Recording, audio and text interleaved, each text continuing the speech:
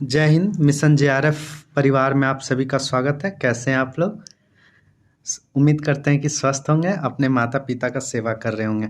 आज हम लोग आधे अधूरे नाटक देखने वाले हैं जो मोहन राकेश का है। काफ़ी महत्वपूर्ण नाटक है। अभी तक लगभग हम लोग 11 नाटक को देख चुके हैं, 12 नाटक। अब अंततः 1-2 नाटक और बचा है जिसको पढ़ने के बाद यूनिट 8 हम लोग बहुत अच्छे से ख़त्म कर चुके हैं। क्लास थोड़ी लंबी हो जाती है, आप लोग धैर्यपूर्वक क्लास को देखेंगे क्योंकि बहुत सारे ऐसे डेटा होते हैं जो कि अब एनटीए जो पूछ ले रहे हैं कहीं से भी, इसलिए बहुत गहराई से क्लास को सोच समझ के तैयार किया जाता है, अच्छे से पढ़ के तैयार किया जाता है। चलिए, समय को ध्यान में रखते हुए एक छोटा सा इन्फॉर्मेशन जैसे हर बार मैं आपको देता हूँ।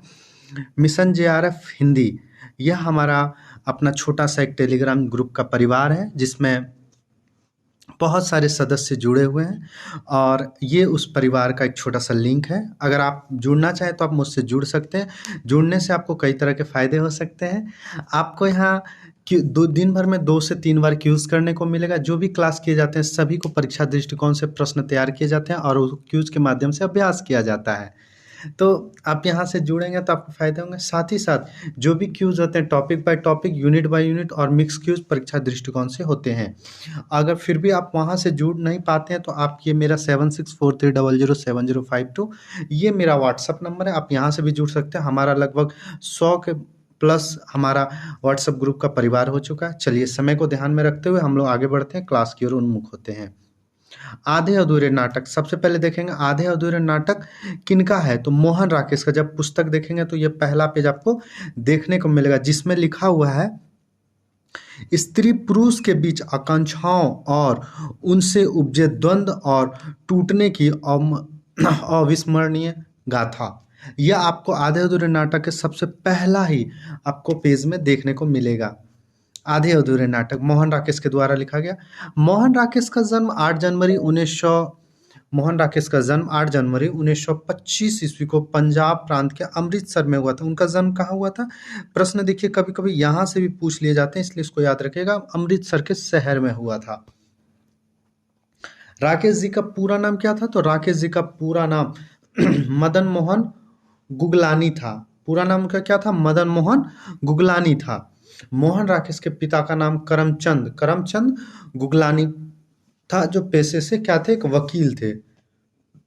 उनके पिता क्या थे? पेशे से एक वकील थे। मोहन राकेश का बचपन कर्ज का बचपन था, क्योंकि उनके पिताजी जो वकील थे उन्होंने बहुत सारे कर्ज लेके रखे थे, जिसके कारण इनका जीवन में आगे यह चीज़ प्रभाव को देखने को मिलेगा। तो वही कहते हैं मोहन राकेश जी का बचपन कर्ज का बचपन था। वकील होते हुए उनके पिता कर्ज से लदे थे। अपनी डायरी में मोहन राकेश ने लिखा है, मोहन राकेश की जो अपनी डायरी, हर कोई जब भी इंसानों को बहुत ज़्यादा तकलीफ होता है तो उस तकलीफ़ों को निकालने के लिए वो डायरी अक्सर लिखा करते। तो मोहन राकेश भी लिखा करते थे। उन्होंने डायरी में लिखा है, मेरा जीवन अमृतसर के जिस गली अर्थात तंग गली चंडी वाली में हुआ, वहाँ ताज़ी हवा तक तो पहुँच नहीं पाती थी। राकेश जी का बचपन जहाँ एक ओर साहित्यिक वातावरण से पूर्ण था, वहीं दूसरी ओर अपनी दादी माँ के स्नेह के कारण अंधविश्वासों से ओत-प्रोत था। मोहन राकेश जब मात्र 16 साल के थे, कितने साल थे? मात्र 16 साल के थे, क्या हुआ?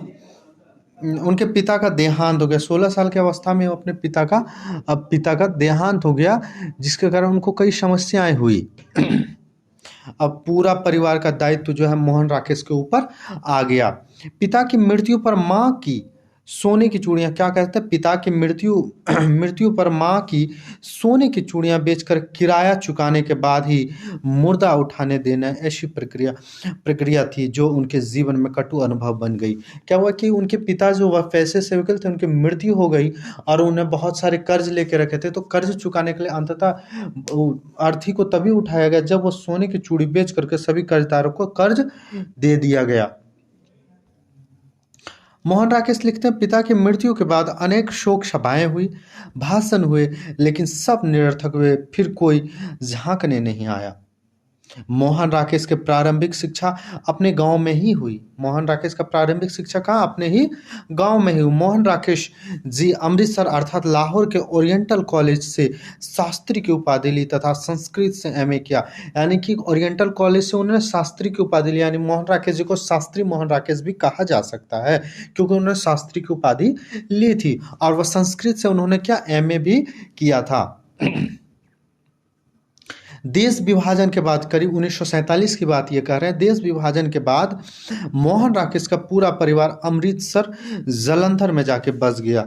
यानी कि वो अमृतसर, जो पंजाब वाला अमृतसर देख रहे हैं, वो दो भाग में टूट गया। एक चला गया आपका पाकिस्तान में, एक आ गया है हिंदुस्तान अर्थात भारत में। यानी कि वो मोहन राकेश का क्या बोलते हैं, पूरा परिवार अमृतसर जालंधर में आके बस गया। मोहन राकेश ने जालंधर आकर पुनः हिंदी विषय में एमए किया। क्या हुआ फिर? वो पुनः जालंधर चले गए। अमृतसर से वो जालंधर चले गए थे और जालंधर आकर उन्हें पुनः हिंदी विषय में, उन्होंने संस्कृत से तो एमए किया ही था, उन्होंने पुनः हिंदी से भी एमए किए। नाटक में गहरी अभिरुचि के कारण मोहन राकेश नाटक में सही शब्द खोज, यह चीज याद रखिएगा। एक चीज ये इंपॉर्टेंट आ जाता है, एक सेकंड। मोहन राकेश को नाटक में गहरी अभिरुचि का कारण मोहन नाटक में गहरी शब्द की खोज, यह बात जो है, नाटक में गहरी शब्द की खोज विषय पर नेहरू फेलोशिप पूछ देगा आपको, कौन सा फेलोशिप उनको मिला था? तो याद रखिएगा नेहरू फेलोशिप मिला था। नेहरू फेलोशिप मिला था जिनके अंदर यह कार्य कर रहे थे, पर दुर्भाग्यवश वे पूरा न कर सके। मोहन राकेश संघर्षमय जीवन को जीते हुए सन 1950 में सुशीला डोभाल से परिणय सूत्र में बंधे। यानी उनकी पहली पत्नी का नाम, कहा जाता है कि मोहन राकेश ने 3 विवाह की, लेकिन एक भी इनका विवाह जो है सफलतापूर्वक नहीं चल सका। और इसी का परिणाम कहीं ना कहीं आपको आधे अधूरे देखने को मिलेगा। जो उनके कहा जाता है, उनके विषय में उड़ती उड़ती जो बातें मुझे सुनने को मिला, कहा गया है कि उनकी जो सास थी वह दिल्ली में बीच चौराहे पे आकर के, या जिस शहर में वो रहती थी वहाँ बीच चौराहे में आकर के सिगरेट फूकती थी। मतलब बहुत अय्यासी मिजाज की उसकी पत्नी थी, जिसका प्रभाव उनके सास में बहुत अय्यासी मिजाज की थी, जिसके कारण उनका प्रभाव उनकी पत्नी में देखने को मिलता था, जिसके कारण मोहन राकेश बहुत परेशान रहते। तो वही कहते हैं कि मोहन राकेश ने संघर्ष में जीवन बिताते 1950 में सुशीला डोभाल से परिणय सूत्र में बंध गए। ऐसा कहा जाता है कि विवाह के बाद वे उदास रहने लगे। जैसे उनकी सारी स्वतंत्रता समाप्त हो गई हो, दुनिया सिमट गई हो। स्वयं मोहन राकेश कहते हैं कि विवाह के साथ ही सहसा मैंने अपने को रुका पाया। रुके हुए ही नहीं, जड़ और स्तंभित। मैं जहां था वहां अपने को पाने के लिए या मानने के लिए मैं वहां हूं तैयार नहीं था। मोहन राकेश की पहली पत्नी से अगस्त 1957 को, यानी कि टोटल कुल मिला के 7 वर्षों के बाद कानूनी तौर पे तलाक हो गया। मोहन राकेश ने पुनः 3 साल के बाद विवाह किया। दाम्पत्य सूत्र में थे, किंतु दूसरी पत्नी जो थी वो मानसिक रूप से विक्षिप्त हुई, जिस कारण जल्द ही वो फिर से उन्हें बिछड़ गए। मोहन राकेश पर शादी को लेकर के आलोचकों ने कई आरोप भी लगाए। कहते हैं कि कपड़े बदलने के समान मोहन राकेश पत्नियां बदलता रहा, यानी कि वह 2 शादी होने की वजह से उनके ऊपर कई आरोप भी लगाए जाते रहे। एक साक्षात्कार में राकेश जी की पूर्व पत्नी सुशीला डोभाल से 1950 में शादी हुई थी, या उनकी पहली पत्नी थी। वह एक साक्षात्कार में कहती हैं कि हमारा अलगाव पर्सनैलिटी का क्लेश था। क्या था? पर्सनैलिटी क्लेश, यानी व्यक्तिगत द्वंद्व के कारण था। कोई कहानी नहीं थी। बस जैसे 2 बुद्धिमान लोग अलग हो अच्छे ढंग से, वैसे ही हम लोग अलग हुए। अंत में मोहन राकेश ने अनीता से विवाह किया, यानी कि उसकी तीसरी पत्नी का नाम क्या था? अनीता था। अपने इस संबंध के बारे में मोहन राकेश ने कहा, अनीता तुम तीसरे नंबर पे हो। अनीता को क्या था? अनीता तुम तीसरे नंबर पे हो। तो यहाँ इसका मतलब कि पहले नंबर पे कौन है, तो कहते हैं कि मेरे पहले नंबर पर मेरा लेखन, दूसरा मेरा दोस्त और तीसरा पे तुम, यानी कि वो अपने अनिता को तीसरे नंबर पे रखते हैं। मोहन राकेश के दो बच्चे हुए, एक का नाम पूर्वा और दूसरा का शैली है। दो बच्चे उनके कौन कौन है, पूर्वा और शैली। प्रश्न आपसे यहाँ से पूछ रहे जाते हैं मोहन राकेश के बच्चे का नाम क्या है, क्योंकि अभी एनटीए जैसे प्रश्न पूछ रहे हैं वो कहीं से कुछ भी पूछ सकते हैं, उनके पूछने का तरीका और हम लोग क्या कहते हैं कि वो गलत करके आ जाते हैं। इसलिए हर एक बिंदु को बहुत बारीकी से सूक्ष्मता से पढ़ के परख करके यहाँ रखा गया। नोट्स को तैयार करने में काफ़ी समय लगता है और यह नोट्स सारे ऑथेंटिक होते हैं, बहुत अच्छे होते हैं, इसलिए थोड़ा समय लग जाता है। मोहन राकेश संस्कृत से एमए करने के बाद सबसे पहले फिल्मों के लिए कहानी लिखने लगे, पर बहुत जल्द ही छोड़ गए।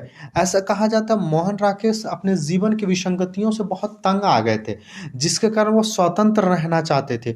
वह हमेशा किसी बंधन में बंधना कतई नहीं चाहते, वो चाहते थे मैं स्वतंत्र रूप अपने काम को कर सकूं और इस कारण वो किसी बंधन में नहीं बंधे। कोई भी नौकरी करने गए छूट गया, कहीं गए कुछ काम करने फिर वहाँ से छोड़ा, बहुत सारी, यहाँ तक कि दिल्ली यूनिवर्सिटी में भी वो एक शिक्षक के रूप में कार्य किया, बहुत जल्द फिर छोड़ करके पुनः आ गए। कहा जाता सबसे पहले उन्हें फिल्मों में काम करने के लिए मुंबई गए, वहाँ फिर छोड़ के आ गए। सन 1947 में बम्बई विश्वविद्यालय एल्फिंस्टन, आप लोग अक्सर यह नाम एल्फिंस्टन मूवी में आपको देखने को मिलता होगा, सुनते होंगे। एल्फिंस्टन सिडहन कॉलेज ऑफ कॉमर्स में लेक्चरशिप ज्वाइन की, किंतु आंखों की कमजोरी की वजह से वहां भी छोड़ा है। पुनः वो डीएवी कॉलेज जालंधर में अध्यापक के रूप में नियुक्त हुए, किंतु टीचर यूनियन गतिविधियों में शामिल होने के कारण पुनः छोड़ना पड़ा। कुछ दिन के बाद Rakesh ji bishop cottage school, एक नाम है विशप कॉटेज स्कूल, शिमला में नौकरी शुरू किए, किंतु बहुत जल्द वहां भी 1952 में उन्हें त्यागपत्र दे दिया।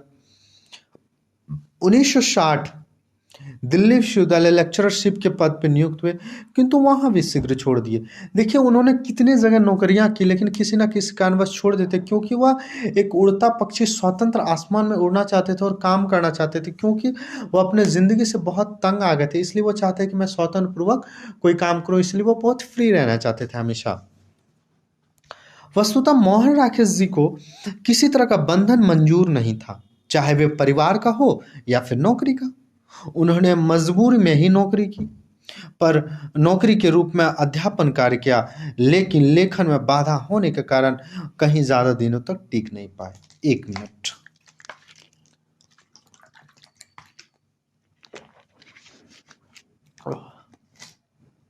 क्योंकि वो लिखने में बहुत रुचि रखते थे। कहा जाता है कि 8 साल की उम्र में ही उन्होंने रचना शुरू कर दी। उनका एक रचना था, कोई कविताएं थी जो कि किसी बाल पत्रिकाएं में छपी थी। वो बचपन से ही उसमें बहुत दिलचस्पी रखते, जिसके कारण वो इन सब चीज़ों में बंध के और वो अपनी लेखनी को समाप्त नहीं करना चाहते थे। इसी कारण वह कोई भी नौकरी पर टिक नहीं पाए। राकेश जी सन 1962 में सरिका पत्रिका के संपादक बने, लेकिन साल भर ही छोड़ा है। उन्होंने एक पत्रिका का संपादन किसका किया था, सारिका। सारिका कब से शुरू किया था, 1962 में। जो भी डेटा पढ़ाया जाता है उसको लगभग आप याद रखने का प्रयास करिए, क्योंकि अगर एक तरफ से देखें तो कुछ भी इंपॉर्टेंट नहीं है, दूसरी तरफ देखें तो सब कुछ इंपॉर्टेंट है, कि प्रश्न कहीं से भी बन जाते हैं और कहीं से भी पूछ लिए जाते हैं। राकेश जी ने सन 1945-46 में पंजाब यूनिवर्सिटी के संस्कृत विभाग द्वारा आयोजित 2 संस्कृत नाटकों का निर्देशन किया। राकेश जी 17 साल की उम्र में ही समाज के फेर नामक एक एकांकी लिखा, यानी कि एक 17 वर्ष की उम्र में इन्होंने एक रचना कौन सी की, वो एकांकी के रूप में समाज का फेर। मोहन राकेश जी एमए की बात करें तो शिक्षा में उन्होंने संस्कृत और हिंदी दोनों से एमए किया था। मोहन राकेश जी एमए करने के दौरान संस्कृत के वैनी संहार नाटक में भानुमति का अभिनय किया था। क्या कहा था, एमए करने के दौरान उन्होंने संस्कृत के वैनु संहार, इन्होंने जब संस्कृत से एमए करा था उस समय इन्होंने वैनु संहार एक नाटक लिखा था, जिसमें भानुमति का अभिनय इन्होंने स्वयं किरदार निभाया था भानुमति का।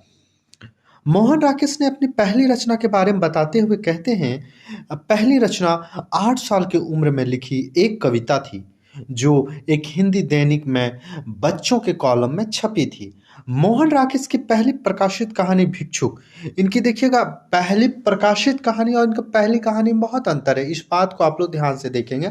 आपसे अगर पूछा जाएगा मोहन राकेश की पहली प्रकाशित कहानी, तो भिक्षु सन 1945 में प्रकाशित हुई थी, जो सरस्वती पत्रिका में प्रकाशित हुई थी। लेकिन अगर आपको कहेगा, हालांकि इनकी पहली कहानी जो थी वो प्रकाशित नहीं हो पाई थी, जो नन्ही थी, जिसका प्रकाश रचना काल इन्होंने रच तो 7 मई 1944 को ही दिया था, लेकिन यह प्रकाशित कब हुआ था, इसके मरणोपरांत 1973। वही कहा जाता है कि मोहन राकेश ने कुल 63 कहानियां लिखी, जिसमें नन्ही कहानी इनके मरणोपरांत 1973 में छपा था। यानी कि उनने कुल कितने कहानियां लिखी, 63। और उनकी जो सबसे पहली कहानी थी वो कब प्रकाशित हुई, सन 1973 में।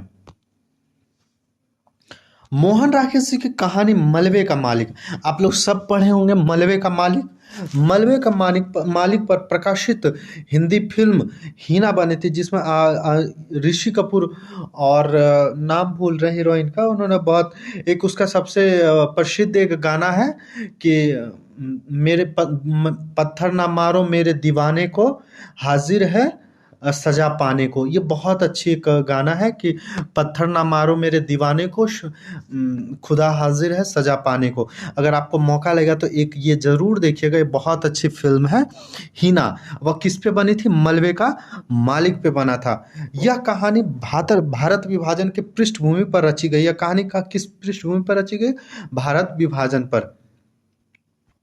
एक और जिंदगी इनकी प्रसिद्ध प्रतिनिधि कहानियां हैं, जिसका प्रकाशन सन 1952 में। इनकी एक और जिंदगी क्या, इनकी प्रसिद्ध प्रतिनिधि कहानियां हैं जो कब सन 1952 में प्रकाशित हुई।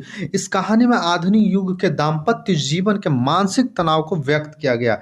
देखिएगा, जो आपको कहीं ना कहीं आधे अधूरे में देखने मिलेगा, वही चीज़ आपको एक और जिंदगी में देखने मिलेगा। क्योंकि इन्होंने कभी कोई भी रचनाएं करते हैं तो वो अपने जीवन के अनुभव से करते हैं। कहीं ना कहीं वो उन घटनाओं से कहीं ना कहीं उनके कल्पना में कोई भी चीज़ें आप देखिए तो कहीं ना कहीं उनके जहन में वो बातें रहती है, कहीं ना कहीं उसी का परिदृश्य मन में उभरता है और वो कल्पनाएं करके रचनाएं करते हैं,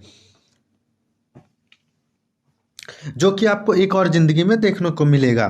इनका जिसका प्रकाशन 1952 में होता है। इस कहानी का विषय वस्तु क्या है, आधुनिक युग के दाम्पत्य जीवन के मानसिक तनाव को व्यक्त किया गया। एक चीज आप लोग कभी देखिएगा, आपका बंटी पढ़िएगा जो मनु भंडारी का है, कहीं ना कहीं राजेंद्र यादव से वो बहुत खिन्न रहने के कारण वो बंटी जो थे वो अपने मोहन राकेश के कहा जाता है कि मोहन राकेश के बच्चों को और अपनी रचना जो उनकी बेटी थी उनको लेकर के, क्योंकि पत्नी और पति का संबंध जब अच्छा नहीं रहता बच्चों पे बहुत ज़्यादा उनका प्रभाव पड़ता है, तो इसी को लेकर के उन्होंने आपका बंटी रचनाएं की है। जो कहीं ना कहीं आपको वही चीज़ यहाँ भी देखने मिले, क्योंकि वो भी राजेंद्र यादव से बहुत खिन्न रहते थे। जब एक कहानी अभी आप पढ़ेंगे तो वहाँ देखने को मिलेगा वो इतना खिन्न रहते थे कि वो एंजाइटी एंड मानसिक शौक से गुजरते थे। लास्ट में अंततः उनको डॉक्टर के द्वारा एक मात्रा में ड्रग्स का डोज दिया जाने लगा, जिससे वो अच्छे से नींद ले सके। तो ये चीज़ें होने लगी थी। तो वहाँ उनको पति के द्वारा सताया गया, यहाँ इनको पत्नी के द्वारा सताया गया। तो यही चीज़ें मनु भंडारी ने कहीं ना कहीं आपके बंटी में दिखाया, मोहन राकेश ने आधे अधूरे में दिखाया। और एक और जिंदगी में वही कहा, आधुनिक युग के दाम्पत्य जीवन के मानसिक तनाव को व्यक्त किया गया है। कुछ आलोचकों ने एक और जिंदगी कहानी को मोहन राकेश की आत्मकथा मानी है। वही बात जो अभी हम कह रहे थे, वही बात आलोचकों ने उसको उसी तरीके से पेश कर दिया। क्या उसको एक और जिंदगी को क्या आत्मकथा माना है कई आलोचकों के द्वारा। नाटक के क्षेत्र में भी मोहन राकेश ने जबरदस्त सफलता मिली। लेकिन नाटक के क्षेत्र में मोहन राकेश को क्या, वो जबरदस्त सफलता मिली। भारत के हर कोने में इनके नाटकों का मंचन हुआ। मोहन राकेश आषाढ़ का एक दिन और आधे अधूरे को क्लासिक नाटक का दर्जा प्राप्त है। यानी कि इनके जो दो नाटक है, आधे अधूरे आषाढ़ का दिन, जो हमारे पाठ्यक्रम में लगे हुए हैं, जिसमें से एक हम आधे अधूरे अभी पढ़ेंगे, अगला क्लास हम लोग आषाढ़ का एक दिन पढ़ेंगे भी। दोनों को क्लासिक नाटक का दर्जा प्राप्त है। मोहन राकेश की मृत्यु 3 जनवरी 1972 को हुई। यानी कि इनकी मृत्यु कब हुई, 3 जनवरी 1972 को अल्प आयु में ही दिल्ली में हो गई।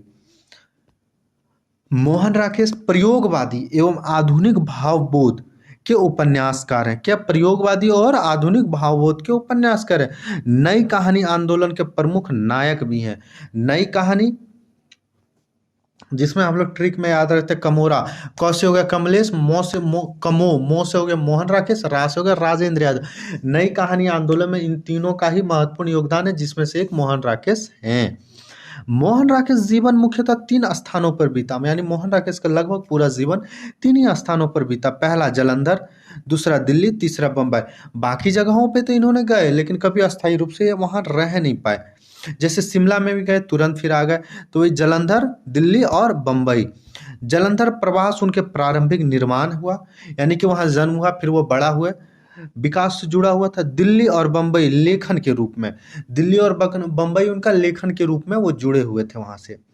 मोहन राकेश, राजेंद्र यादव और कमलेश्वर नई कहानी का त्रयी कहा जाता है। जो हमने आपको कहा, कमोरा, कमलेश, मोहन राकेश, राजेंद्र यादव। पैरों तले जमीन, मोहन राकेश के अपूर्ण उपन्यास जिसको किन्होंने पूरा किया, कमलेश्वर ने पूरा किया। कहा जाता है कि पैरों तले जमीन को मोहन राकेश ने तो पूरा किया, लेकिन एकाक जो भावनाओं और उनके दर्द को जो पैरों तले जमीन में मोहन राकेश ने पिरोया था, वह वैसा अनुभव कमलेश्वर नहीं कर पाए, और वह जो उनका उपन्यास अधूरा रह गया था, उनको वो पूरा तो किए लेकिन वो भावनाएं नहीं आ पाई। बाकी एक ये भी कमलेश्वर अपने आप में बहुत बड़े कवि थे, जिसके कारण इसमें आपको पूरा एक कवि में जो होना चाहिए वो सब कुछ देखने को मिलेगा। अब हम लोग चलेंगे मोहन राकेश की कुछ प्रमुख रचनाएं, क्योंकि मोहन राकेश की दो नाटक हमारे यहाँ लगे हुए हैं। एक तो पहला आषाढ़ का एक दिन और आधे अधूरे लगे हुए, इसलिए ये अपने आप में महत्वपूर्ण हो जाता है। अब महत्वपूर्ण होने के कारण इसकी सारी रचनाओं को हम लोग ध्यान से पढ़ेंगे, क्योंकि कई बार ये रचनाएं क्रम में भी पूछ दिया जाता है, पूछा भी गया, पूछे जाने की संभावना भी है। तो कभी प्रकाशन वर्ष पूछ लिया जाता है, कभी इनके रचनाएं हैं या नहीं ये पूछ लिया जाता है। तो कहानी संग्रह सबसे पहले हम लोग देखेंगे। नन्ही 1944 पहली कहानी।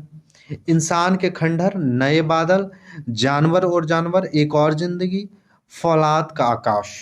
इसको याद रखिएगा। आज के सोए रोए रेसो, मिले जुले चेहरे, एक एक दुनिया, पहचान, मोहन राकेश की श्रेष्ठ कहानियां 1972, चेहरे, वारिश, क्वार्टर, एक घटना। मोहन राकेश के प्रसिद्ध कहानियां और महत्वपूर्ण कहानियां कौन कौन से? मलबे का मालिक, जरूर याद रखिएगा। परमात्मा का कुत्ता, दोनों पूछा गया। मलबे का मालिक, परमात्मा का कुत्ता। गुनाह, बेलज्जत, सुहागिने, उसकी रोटी, एक और जिंदगी पूछा गया है। आद्रा पूछा गया है। मिसपाल, सोदा, सेफ्टी नौ, मिट्टी के रंग। अब इनका उपन्यास को ना अंधेरे बंद कमरे में पूछा गया है। नो आने वाला कल, अंतराल पूछा गया है। अन्य उपन्यास स्याही और सफेद, कांपता हुआ दरिया, झेलम का मांझी, अन्य नाम इनका है। कई एक अकेले, नीली रोशनी के बाहें, गुंझल। अब हम लोग इनके निबंध को देखेंगे। परिवेश मोस्ट इंपॉर्टेंट, बकलम खुद मोस्ट इंपॉर्टेंट जो भी बोलेंगे वो पूछा गया। रंगमंच और शब्द, साहित्यिक और सांस्कृतिक दृष्टि, कुछ और तस्वीरें, नई निगाहों के सवाल, हाशिए पर, समय सारथी, आईने के सामने। राकेश जी का पहला निबंध संग्रह परिवेश, जिसमें कुल कितने निबंध थे? 21 निबंध थे।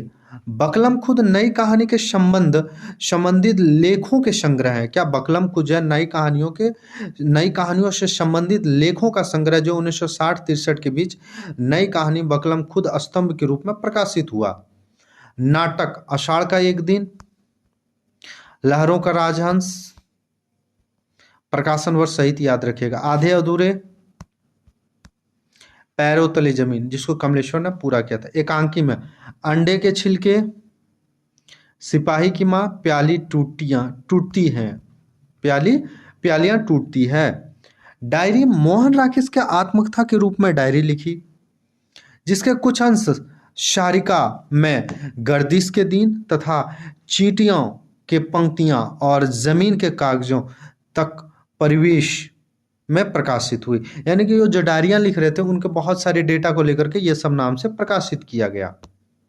अब यात्रा साहित्य उनका देखेंगे। आखिरी चट्टान तक, पतझड़ का रंगमंच, ऊंची झील, व्यक्ति आत्मकथा, सतयुग के लोग, रिपोर्टाज में है सतयुग के लोग। शोध प्रबंध इनका था नाटक में सही शब्द की खोज जो अपूर्ण रह गया, इन्हीं पे इनको नेहरू फेलोशिप मिला था जो ये छोड़ के आ गए। बाल साहित्य,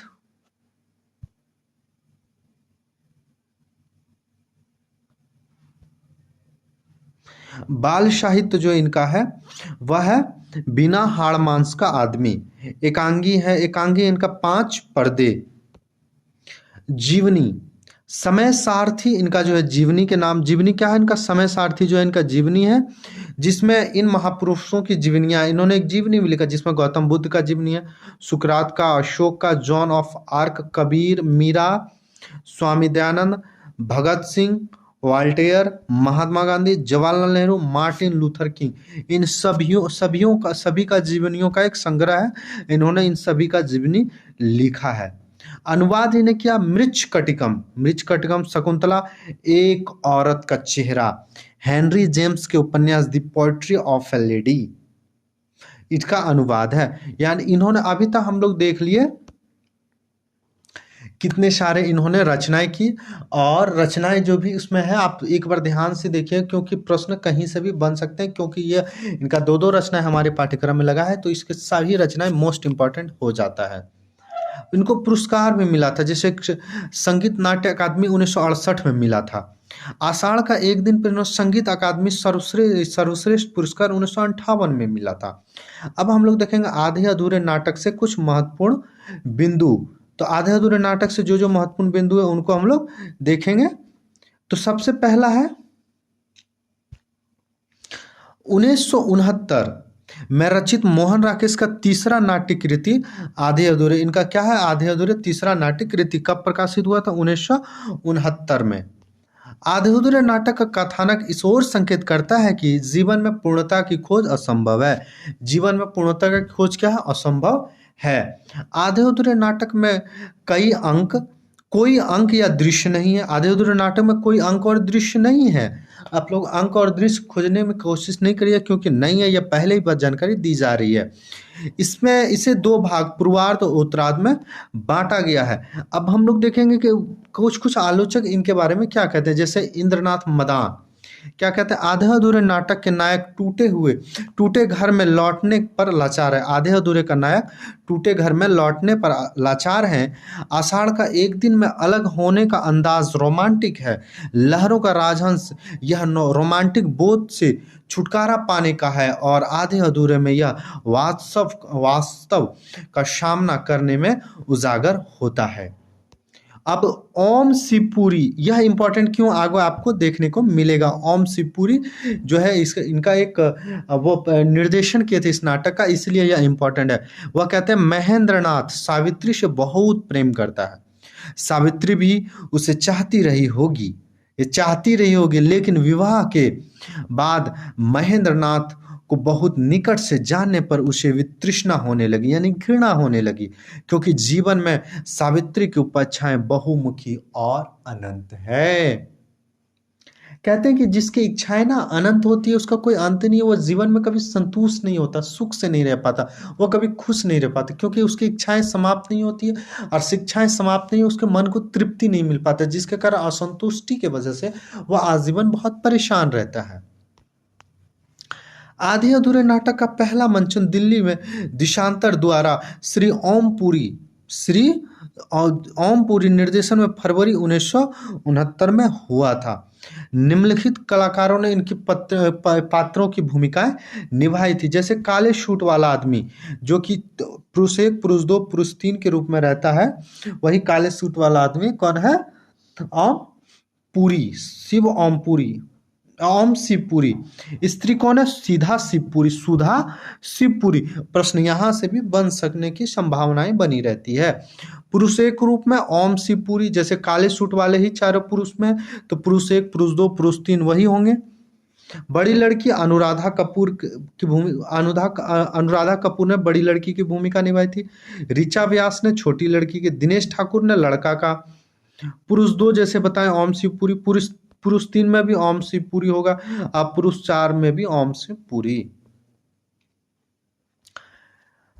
निर्देशक का कुछ वक्तव्य है, कुछ बातें जब हम नाटक पढ़ रहे थे तो उसमें महत्वपूर्ण देखने को मिला। अक्सर यहाँ से प्रश्न पूछ दिए जाते हैं तो हम लोग कहते हैं सर ने पढ़ाया ही नहीं।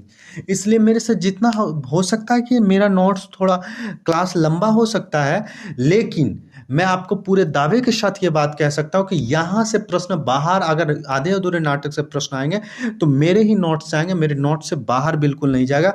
क्योंकि हमने 99%, 1% की गारंटी कोई नहीं लेता, मैं 99% चीज़ों को समेटने का प्रयास करता हूँ और हमने प्रयास किया भी है।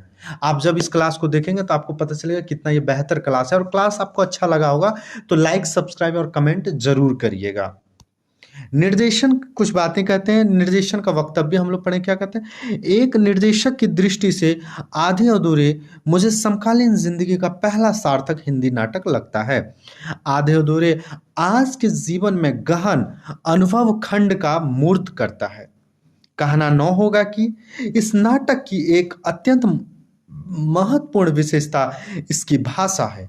इसमें यह सामर्थ्य है जो समकालीन जीवन को तनाव को पकड़ सके।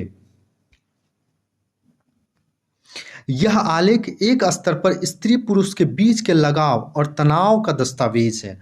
आपसे प्रश्न यहाँ से पूछ दे जा सकते हैं, संभावना बहुत बनी रहती है, इसलिए हर एक बिंदु को, हर एक शब्द को ध्यान से सुनेंगे क्योंकि प्रश्न कहीं से भी बन सकते हैं। क्या करता है, यह आलेख एक स्तर पर स्त्री पुरुष के बीच के लगाव और तनाव का दस्तावेज है।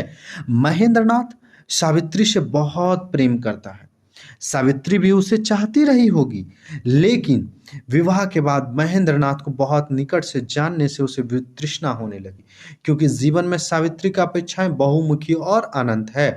अब महेंद्रनाथ की बेकारी की हालात में सावित्री बहुत कटु हो गई है।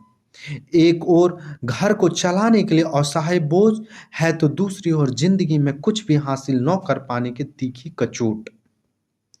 अपने बच्चों के बर्ताव से अत्यंत रिक्त हई सावित्री बीच बची खुची, यानी कि अपने बच्चों से वो बहुत परेशान रहती है और अपनी वह बची खुची जिंदगी को ही पूरा संपूर्ण पुरुष के साथ बिताने की आकांक्षाएं रखती है, पर यह आकांक्षाएं पूरी नहीं हो पाती क्योंकि संपूर्णता की तलाश शायद ही वाजिब क्या कहते हैं, क्योंकि संपूर्णता की तलाश ही शायद वाजिब नहीं। कोई भी इंसान पूर्ण नहीं होता। जैसे जब लोग यहाँ चांद में दाग निकाल दिए तो फिर हम और आप तो इंसान हैं, एक साधारण मनुष्य हैं, हम में आप में कमी क्यों नहीं हो सकती है। हर किसी में कुछ ना कुछ कमी होता ही होता है, क्योंकि हर एक मनुष्य की अपनी एक विशेषताएं होती है। सावित्री की कमाई पर पलता हुआ बेकार महेंद्रनाथ दयनीय है। कभी जिस घर पे वह गृह स्वामी था, आज उसी घर में उसके हालात एक नौकर के समान है। अब वह केवल एक ठप्पा, एक रबड़ का टुकड़ा है। अपने कुचले आत्मसम्मान को बचाने के खातिर वह अक्सर शुक्र और शनिचर को घर छोड़कर चला जाता है, लेकिन कुछ घंटों के बाद ही वह वापस लौट आता है, थका हारा पराजित, क्योंकि यही उसकी नियति है। एक दूसरे स्तर पर यह नाट्य कृति पारिवारिक विघटन की गाथा है। बड़ी लड़की मनोज रूपी हमदर्द द्वारा को पाते ही बाहर निकल जाती है। लड़की पवित्र पत्रिकाओं से लड़का जो है वह क्या अशोक नाम है उसका, वह क्या पत्रिकाओं से अभिनेत्रियों की रंगीन तस्वीरें काटता है। एक शब्द यहाँ आया गया, रंगीन तस्वीरें काटता है। हुआ उस मौके के इंतजार में है जब वह भी यहाँ से निकल सकेगा, वह भी मौके की तलाश में इंतजार करता है कब वह यहाँ से निकल जा सकेगा। अपने पिता के लिए उसके मन में करुणा और माँ के लिए आक्रोश है। छोटी लड़की माता पिता बहन भाई किसी के प्रति लगाव महसूस नहीं करती। अपने छोटी छोटी आवश्यकताओं की पूर्ति से वो बेहद कड़वी होकर वह कैंची की तरह जुबान चलाती है और यौन संबंधों में दिलचस्पी लेने लगती है, जो उसके आयु से कहीं आगे की बातें होती है। अशोक सावित्री के प्रभावशाली व्यक्तित्व से संबंध बनाने का विरोधी है, क्योंकि ऐसे लोगों के घर में आने से वह अपनी निगाह में जितना छोटा है उससे भी छोटा हो जाता है। एक अन्य स्तर पर यह नाट्य रचना मानवीय संतोष के अधूरेपन का रेखांकन है। महेंद्रनाथ, सिंघानिया, जगमोहन, जुनेजा, ये अलग अलग गुणों के चार पुरुष हैं। पुरुष एक कौन है? महेंद्रनाथ। पुरुष दो कौन है? सिंघानिया। पुरुष तीन कौन है? जगमोहन। और पुरुष चार कौन है? जुनेजा। यह चार पुरुष हैं जो एक ही पुरुष हैं, लेकिन वो चार की भूमिका निभा रहे हैं। इसको अच्छे से आप लोग समझ लीजिएगा।